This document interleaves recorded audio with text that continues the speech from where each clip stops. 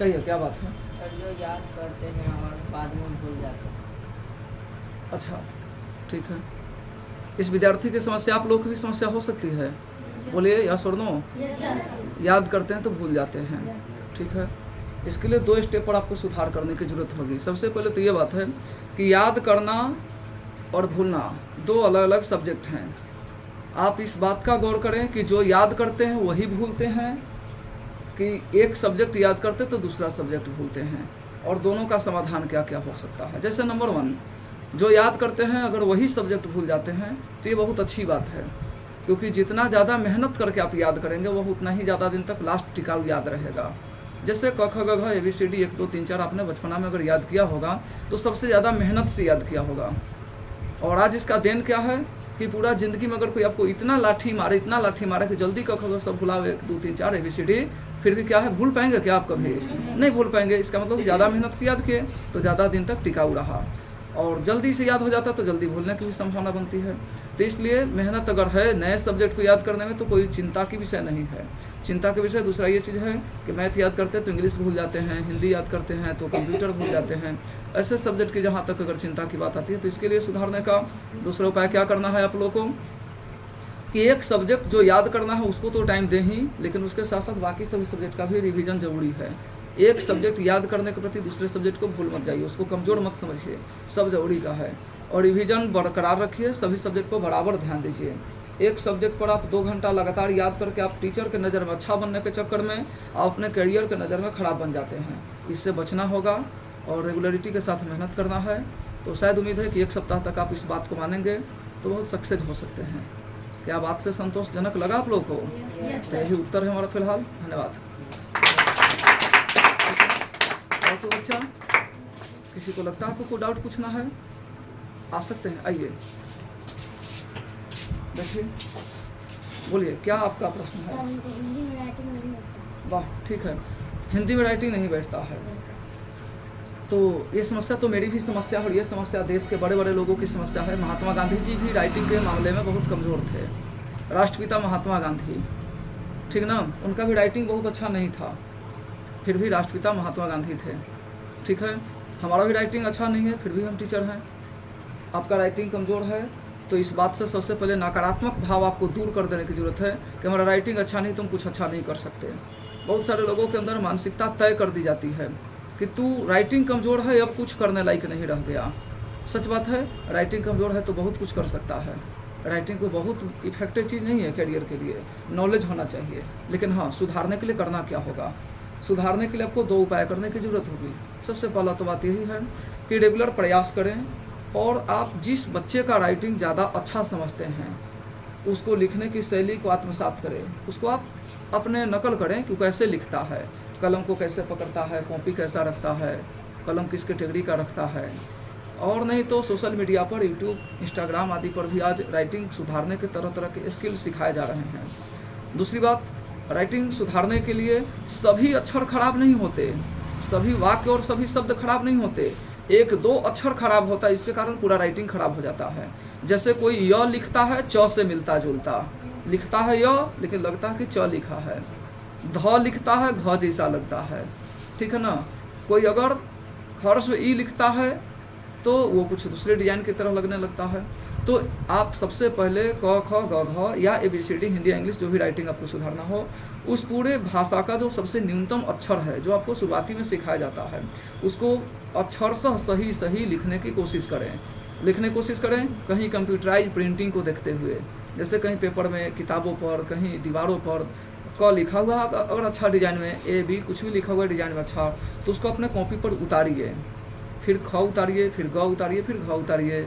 इसी प्रकार से पूरे अल्फ़ाबेट को एक बार पूरे को उतार लेंगे तो आप पाएंगे कि हमारा मुश्किल से 4-5 अक्षर ऐसा है जिसकी गड़बड़ी के कारण हमारा पूरा राइटिंग गड़बड़ चला जाता है। राइटिंग गड़बड़ करना है, पेन का बैलेंसिंग बहुत इफेक्टेड चीज़ है। कोई लकीर सीधा नहीं बना पाते, कोई लाइनिंग सही से नहीं पकड़ पाते, कोई जल्दी जल्दी लिखते हैं, कभी बहुत स्लो लिखने के चक्कर में रहते हैं। तो राइटिंग का स्पीड बनाइए, क्योंकि कोई बच्चा को लगता है कि क्लास में हम जल्दी जल्दी लिख लेंगे तो बहुत चालाक माने जाएंगे कि वाह बेटा तू पहले लिख लिया। लेकिन सच बात तो यह कि पहले लिख ले लेकिन कोई काम लायक नहीं लिखा। तुम्हारे पहले लिखने के कारण टीचर जल्दी नहीं बोलेंगे, टीचर अपने अनुपात पे बोलेंगे, सभी बच्चे को साथ साथ लेकर चलने की ज़रूरत है। तो आप अगर फास्ट भी लिखते हैं तो टीचर अपने ही स्पीड में बोलेंगे, स्लो भी लिखेंगे तो टीचर अपने स्पीड में बोलेंगे। तो इसलिए टीचर को जो आइडिया है लिखवाने का, उस स्पीड को मेंटेन करने की कोशिश कीजिए। अगर आप राइटिंग उतारते हैं तो आप अपनी इच्छा शक्ति से संतोषजनक लिखें। प्लस में एक एक सुधार रेगुलर करने का प्रयास करें। जैसे कि नंबर 1, आज सादा पेज पर लिख कर देखते हैं, कल रूलिंग वाला लाइन वाला कॉपी पर लिख कर देखते हैं, कभी लाइन के ऊपर लिख कर चेक करते हैं, कभी लाइन के नीचे में लिख कर देखते हैं, कभी पेन का कलर चेंज करके देखते हैं, कभी कॉपी के पेज की क्वालिटी चेंज कर देखते हैं। इस प्रकार से आप जितने नए नए तरह तरह का प्रयास करते रहेंगे, वैसे वैसे राइटिंग सुधरेगी और आपको जो राइटिंग अच्छा लगता है उसको आप मान लीजिए कि अच्छा है और यही आपका खास पहचान है। और राइटिंग में भिन्नता होना भी बहुत आवश्यक है। अगर राइटिंग में भिन्नता न हो तो कितने लोग हस्ताक्षर के कॉपी करके देश के लिए गद्दारी का काम भी कर सकते हैं। इसलिए राइटिंग आपका एक पहचान है, यूनिक आइडेंटिफिकेशन है। हर एक लोग का राइटिंग अलग अलग होता है। तो ये नहीं सोचना है कि हम जिससे नकल कर रहे थे वो इतना तो अच्छा नहीं बना राइटिंग, वैसा अच्छा बनाने की जरूरत नहीं है, आपको उससे ज़्यादा अच्छा बनेगा। और ठीक उसकी तरह बनाने की कोशिश करो, मतलब आप नकलची हैं, नकलबाज हैं। इसलिए किसी की तरह राइटिंग नहीं बनाना, उससे सीखना है। ये राइटिंग कभी किसी से मैच नहीं करता, इस बात पर विश्वास करें।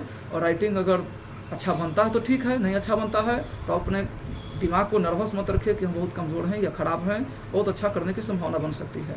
तो आप जो राइटिंग सुधारने की संभावना बतलाए, और प्लस में हमने जो आपको राइटिंग न बनने के कारण मानसिकता के जो नकारात्मक भाव हैं इससे दूर हटने के जो उपाय सुझाए, यही हमारा मूल उद्देश्य है। इस पर अमल करें 1 सप्ताह के अंदर। अगर चेंजिंग ना आए तो फिर मिलेंगे। धन्यवाद। बात समझ में आया? ठीक, नेक्स्ट कोई अगला स्टूडेंट आए, जल्दी आइएगा, थोड़ा बैठिए, बोलिए क्या प्रश्न है? जो भी हम क्वेश्चन है, थोड़ा जोर से बोलिए। जो भी हम क्वेश्चन वगैरह, क्वेश्चन आंसर वगैरह फॉर्मूला याद करते हैं तो स्कूल में जाते हैं तो अगर खड़ा होकर सुनाने के लिए बोलते हैं तो हम भूल जाते हैं। वाह वाह, ये बहुत माय डियर क्वेश्चन है। आंसर देने से पहले ही ताली बजाइए। ठीक है, अगर खड़ा होकर के बोलने का आइडिया डेवलप हो जाए तो आप कुछ बने या न बने, नेता तो पक्का बन जा सकते हैं। ठीक है, और अच्छी बात नहीं है कि सब लोग नेता ही बने, कुछ लोगों को प्रशासन, इंजीनियर, वैज्ञानिक, टीचर सब बनने की ज़रूरत है ना। लेकिन खैर, खड़ा होकर के बोलना मतलब नेता का पहचान तो बना होना चाहिए। तो खड़ा होकर बोलने में अगर नर्वसनेस होती है तो इसको दूर करने का हमारा जो उपाय है, आप स्टेप बाय स्टेप कॉपी करेंगे, सुनेंगे तो ज़्यादा मन लगेगा। सबसे पहली बात तो यह है, खड़ा होकर के बोलने में अगर नर्वसनेस होता है तो सबसे पहले आप खड़ा होकर के बोलने का हमेशा प्रयास करें। आखिर ये कौन सा सिद्धांत कि स्कूल में जाकर ही खड़ा होकर के बोलेंगे? घर पर भी अगर माता पिता कुछ पूछते हैं कि बेटा चम्मच कहाँ रखे हो, बेटा उस डिब्बा से अचार निकाल करके लाओ तो, बाबू 1 गिलास पानी लाओ तो, यस मम्मी, यस पापा, खड़े होकर के सुनेंगे उनकी बात को। ठीक ना? तो हमेशा खड़ा होकर के बोलने का कॉन्फिडेंस बनाएं, तो स्कूल में इसका नर्वसनेस नहीं रहेगा। पहला सुधार। दूसरा सुधार ये होता है कि खड़ा होकर के बोलना महत्वपूर्ण नहीं है कि कुछ भी बोलें, शब्दों को सुधारने की ज़रूरत है और टू द पॉइंट आंसर बोलने की ज़रूरत है। स्कूली परिवेश में खास करके जो सामाजिक गतिविधि में हम लोग जिम्मेवारी से अगर बात करना चाहते हैं तो चयनित होना चाहिए ना कि किस बिंदु पर बात कर रहे हैं। तो इसके लिए क्या करना होगा, खड़ा होकर के आप एकांत में उस चीज़ को रिवीजन करें, टहल कर बोलें, घूमते फिरते बोलें और एनी टाइम बॉडी मूवमेंट के साथ बोलें। ऐसा नहीं कि कुछ लोग खड़ा होकर बोलते एकदम हाथ पैर नीचे सटकाए हुए हैं और नज़र आसमान में किए हुए इस टाइप से, तो ऐसे तो काम नहीं चलेगा। एकदम आँख से आँख मिला करके इस टाइप से बात करनी है आपको। ठीक है ना? बॉडी लैंग्वेज के साथ मतलब हाथ पैर हिलाते हुए बात करना है, जिस टाइप का लगता है। बॉडी लैंग्वेज से क्या होता है, सपोर्टेड हम बोलते हैं उत्तर, दक्षिण, पूर्व, पश्चिम, इस टाइप से हमने बोला तो बतलाइए कि हमने इधर हाथ किया तो कौन सा डायरेक्शन बोला था उस टाइम? उत्तर। इस टाइम बोले थे तो दक्षिण, इधर बोले थे तो पूर्व, इस टाइम बोले थे तो पश्चिम। जब ही हम बॉडी लैंग्वेज के साथ बोलते हैं तो हमारा बॉडी जो ही जिस साइड डायरेक्शन में मूवमेंट करता है तो माइंड में चलने लगता है डेवलपमेंट, कि ऐसे बॉडी लैंग्वेज के साथ इस टाइप का थिंकिंग होना चाहिए।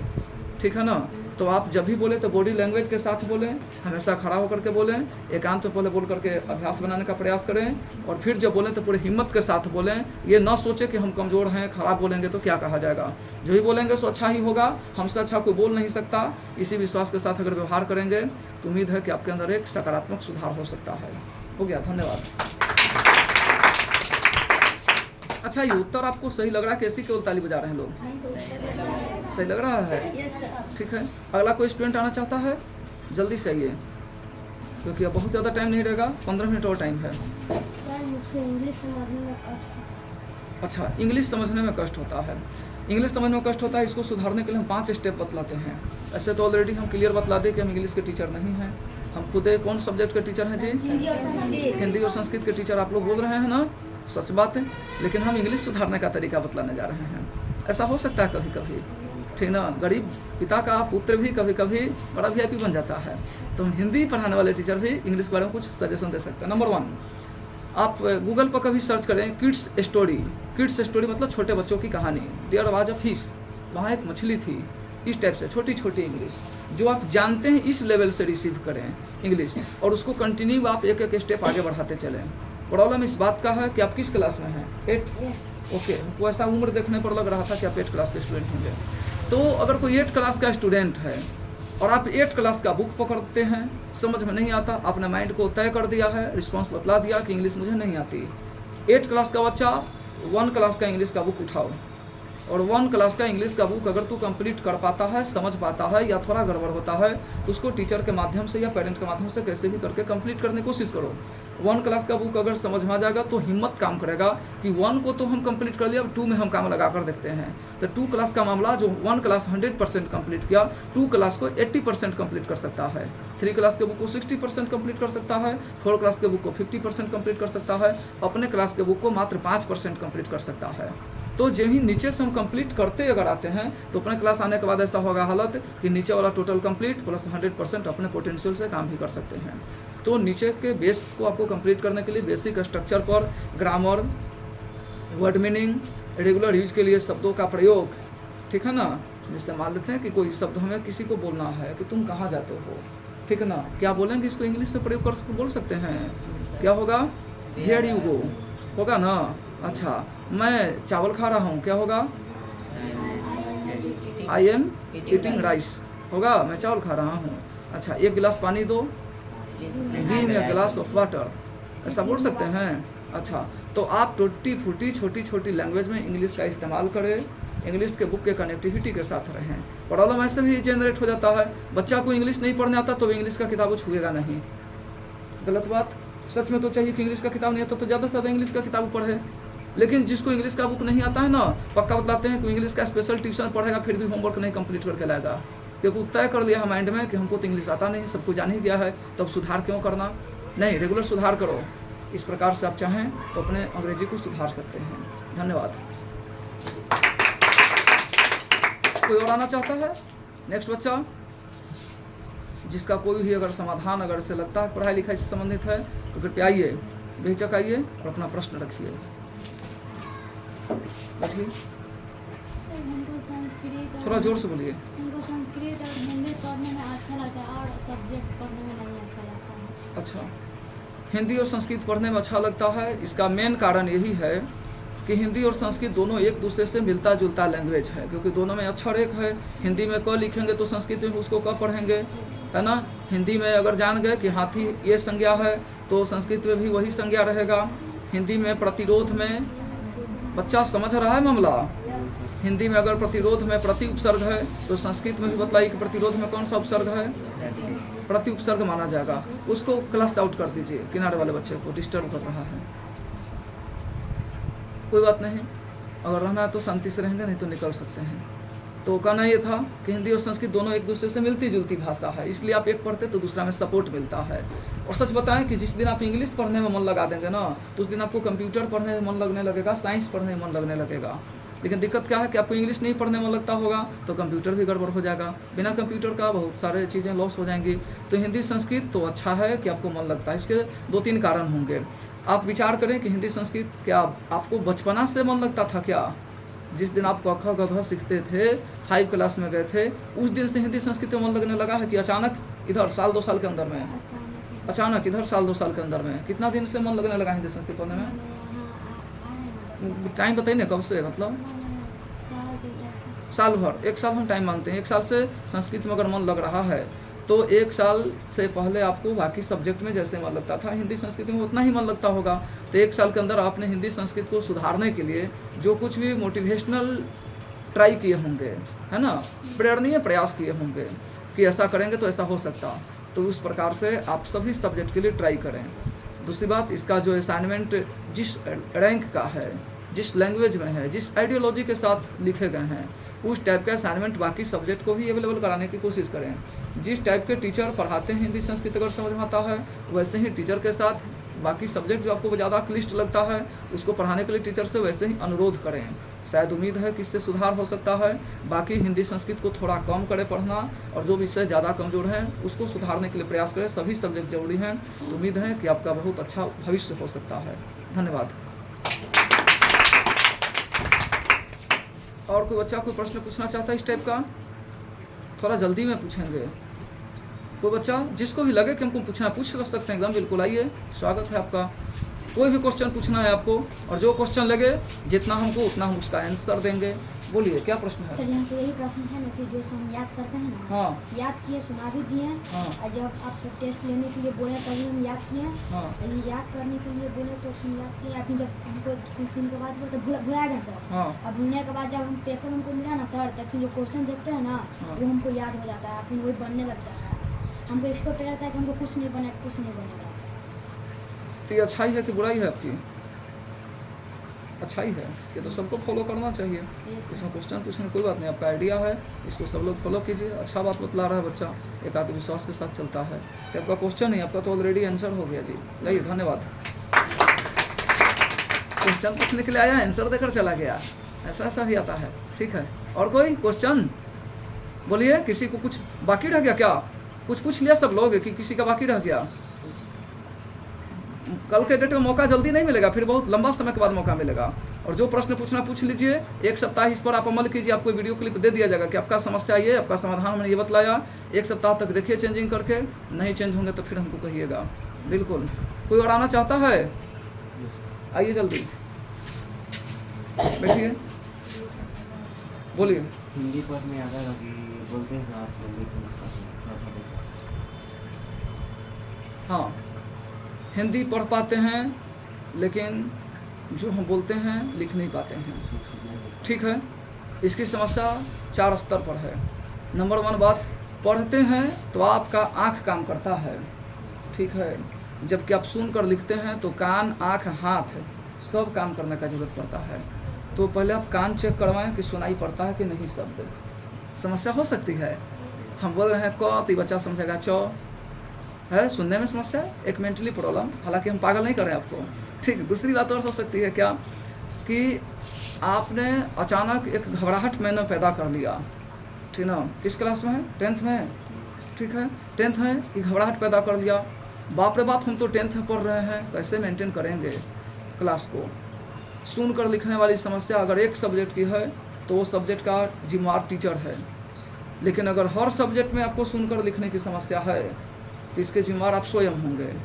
जैसे कि अब हिंदी नहीं लिख पाते हैं तो इसके जिम्मेवार हम हैं, क्योंकि आप हमसे हिंदी पढ़ते हैं।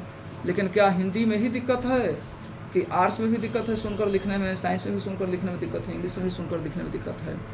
बतलाइए, इसका क्या जवाब है आपका? सभी सब्जेक्ट में सुनकर लिखने में दिक्कत है कि केवल एक पेपर में? सब सब्जेक्ट में। तो ये आपकी समस्या है कि आप टीचर की बात को ध्यान से सुन नहीं पाते। इसको सुधारने के लिए 2 काम करना होगा। पहला काम तो यही है कि जिस समय आप टीचर की बात को सुन रहे हैं उस समय लिखना बंद कर दें, ठीक है ना? सुन रहे हो, टाइम सुन रहे हैं, और जो शब्द सुने तो 2-3 शब्दों को स्टोरेज कैपेसिटी रखें माइंड में। जैसे कि उदाहरण के लिए हम बतला रहे हैं आपको, 4 नाम हम बोलते हैं, राम, फणीश्वर, मोहन, कुंदन। तीसरा नाम हमने क्या बोला? आप बोलेंगे मोहन। अच्छा, चौथा नाम हमने क्या बोला? दूसरा नाम हमने क्या बोला? नहीं, फणीश्वर। ठीक है, तो हमें यही टेस्ट लेना था आपका कि आप क्या 4 शब्दों को माइंड में स्टोर कर पाते हैं कि नहीं। आप एक शब्द को अगर स्टोर करते हैं तो लिखेंगे, टीचर आगे बढ़ गए, फिर छूट गए, बढ़ गए, किसी से देख के लिखो, फिर उसको भी डिस्टर्ब करो। तो इसलिए क्या करना है, जिस समय सुनो उस टाइम लिखो नहीं, जिस टाइम लिखो उस समय एक्स्ट्रा बात सुनो नहीं। जो लिख रहे हैं सो लिख रहे हैं, पूरा लिखल हो जाएगा, उसके बाद ही आगे को सुनेंगे, ठीक है। और माइंड में कम से कम शुरुआती में 2 शब्दों का स्टोरेज बनाइए कि 2 शब्द तो सुन सकते हैं, 2 शब्द के बाद थोड़ा और रिस्क लीजिए माइंड पर कि अब 3 शब्दों को भी हम सुन सकते हैं। उसके बाद रिस्क लगाइए कि हम 4 शब्दों को सुनेंगे, फिर तो ऐसा होगा हालत कि आप पूरा कोई एक वाक्य बोलेगा, पूरा कोई एक पैराग्राफ बोलेगा, आप सुन लेंगे और रिकॉर्डिंग की तरह बोल सकते हैं। ऐसा मेंटली डेवलप हो सकता है। तो एक प्रयास करना होगा। इसके लिए रेगुलर क्या करना है, सुबह उठिए, थोड़ा फिजिकली एक्सरसाइज भी कीजिए, जैसे कि कपालभाति प्राणायाम कहलाता है, भुजंगासन कहलाता है, ठीक ना, पद्मासन कहलाता है, वृक्षासन कहलाता है। ऐसे आप थोड़ा कुछ योगा भी कीजिए, सुबह उठिए, खाने पीने तंदुरुस्ती पर ध्यान दीजिए, क्योंकि महात्मा गांधी इस बात को कहा करते थे, स्वस्थ शरीर में ही स्वस्थ मस्तिष्क का निवास होता है। व्यक्ति का शरीर स्वस्थ नहीं रहेगा तो दिमाग को कितना कोई चार्ज करके काम कर सकता। हमारा भूख लगा रहेगा, कोई आकर के खूब बढ़िया से गाना गा रहा होगा, हम गाना थोड़ी सुनेंगे, एक आध हाथ लगा के भगा देंगे, भागो अभी भूख लगा हुआ है, तू आ गया डिस्टर्ब करने के लिए गाना सुनाने। तो इसलिए क्या करना है आपको, कई सुधार। नंबर 1, सबसे पहले ध्यान से सुनेंगे। दूसरी बात, सुनेंगे तो लिखेंगे नहीं, लिखेंगे तो सुनेंगे नहीं। दूसरी बात, मेंटली स्टोरेज रेगुलर बढ़ाएंगे। आज 1 शब्द सुनेंगे, फिर 2-2 शब्द सुनेंगे, 3-3 शब्द सुनेंगे। नकारात्मक भाव नहीं कि हम तो 10th में आ गए, कैसे मेंटेन करेंगे। और चौथा क्या बोले, रेगुलर प्राणायाम करो, स्वास्थ्य पर ध्यान रखो, खाना पीना पर टाइम दो, थोड़ा ये सब चीज़ मेंटेन कीजिए। बहुत अच्छा, उम्मीद है कि सुधार हो सकता है। धन्यवाद। ये जवाब संतोषजनक लगता है कि लोग ऐसे केवल ताली बजाता है जी? नहीं सर। संतोषजनक लगता है? Yes, sir. ये सब काम करेगा, लोग फॉलो करेगा ना? Yes, sir. ठीक है। तो कोई और भी बच्चा, कल के डेट में अगर किसी को कोई कमी सुनेंगे तो फिर हम एक्सेप्ट नहीं कर सकते। जल्दी से जल्दी बोल सकते हैं, 5 मिनट टाइम है अभी। आप एक बार आ चुके हैं क्या, दोबारा आ रहे हैं, पहली बार आ रहे हैं? बैठिए, ठीक है, बोलिए क्या प्रश्न है आपका? सर धर्म क्या है और न्यूनतम एज क्या है इसको अपनाने की? धर्म क्या है और इसको अपनाने का न्यूनतम एज क्या है? बच्चा का प्रश्न वैश्विक प्रश्न है, ताली बजाइए इसके लिए। पूरी दुनिया के लोगों को जानना चाहिए। धर्म केवल एक चीज़ है, सत्य, ठीक है ना, बस सत्य को हम स्वीकार करेंगे, यही हमारा धर्म है, ठीक है। इसके स्वरूप भिन्न भिन्न हो सकते हैं। आप मेरे पास पढ़ने के लिए आएँ, आपको पता है कि हम एडमिशन लिए हैं तो टीचर मुझे कुछ पढ़ाएगा।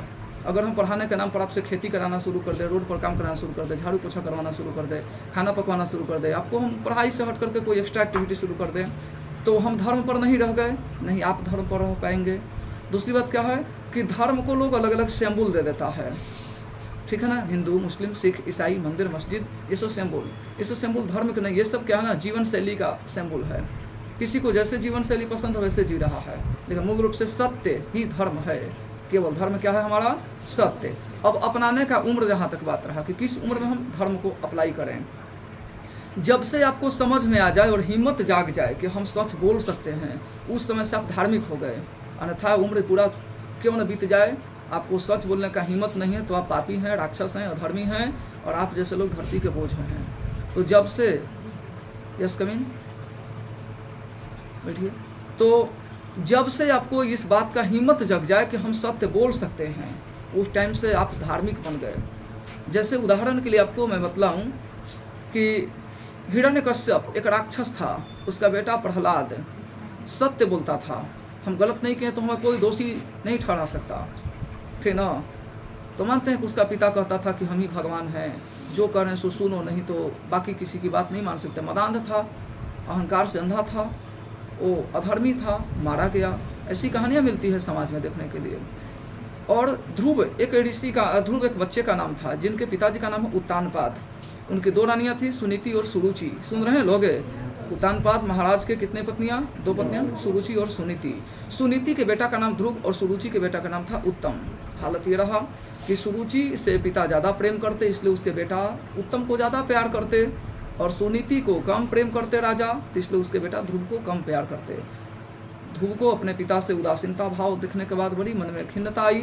माँ ने कही कि बेटा तुम तपस्या करो, और 6 महीने की उम्र में मात्र ध्रुव ने अपने माँ के कहने पर मधुकानन वन में जाकर के नारायण की स्तुति करता है। विष्णु भगवान आते हैं, ध्रुव पद की प्राप्ति और पिता के प्रेम की प्राप्ति भी प्रतिष्ठित हुई उसमें, और फिर उसको बहुत अनंत गुना लाभ हुआ और जिंदे स्वर्ग धरती घूमने की उसको आशीर्वाद भी मिला। तो कहना मतलब कि 6 महीना की उम्र में अगर ध्रुव धार्मिक बन के नारायण को उपस्थित कर सकता है, ईश्वर को बुला सकता है, तो हम लोग अभी से उम्र में हिम्मत के साथ सत्य बोलने का अगर पावर रख लिए तो धार्मिक बन गए। अन्यथा मंदिर में घंटी डोलाने से, चर्च गृह में उसकी उपासना करने से, या जहाँ भी जो विधि से पूजा पद्धति होती हो, उससे कोई धर्म की सिद्धि नहीं हो सकती। केवल हिम्मत चाहिए सत्य बोलने का। सत्य को स्वीकार कर लो, ये सबसे बड़ा धर्म है और इसको किसी का पावर नहीं है फिर कि कोई डिगा सके। बस हो गया। जय हिंद, धन्यवाद। अच्छा सुनो सुनो सुनो जी, बैठो। ये प्रश्न बड़ा गड़बड़ सा था, बैठिए। तो क्या इसका उत्तर संतोषजनक लगा कि नहीं? धर्म के लिए उम्र क्या है बोलिए? धर्म के लिए उम्र बताइए। 6-7 साल नहीं बोले हमने, बोला जब से आपको हिम्मत जुट जाए सत्य बोलने का, ठीक है ना, सत्य बोलने का हिम्मत जुट गया तो आप धार्मिक हो गए, ठीक। और धर्म क्या है? धर्म को मतलब क्या? धर्म हम क्या बोले, क्या चीज धर्म है हमारा? बोलिए आप लोग, बोलिए क्या धर्म है हमारा? सत्य ही धर्म है, ठीक ना, बाकी कोई चीज धर्म नहीं है, ठीक है ना। बाकी इससे प्रश्न आपका अधूरा था। धर्म से जुड़ा एक मुद्दा होता है आगे जाकर के कर्म। कर्म क्या है धर्म का? धर्म करता क्या है? आपका प्रश्न नहीं था, इसके लिए इसका आंसर नहीं देना है फिलहाल। जाइए, आपको गया, धन्यवाद, ठीक है ना। बाकी प्रश्न अगर रहता तो इसका भी आंसर देते हैं। कोई अगला प्रश्न है क्या किसी का?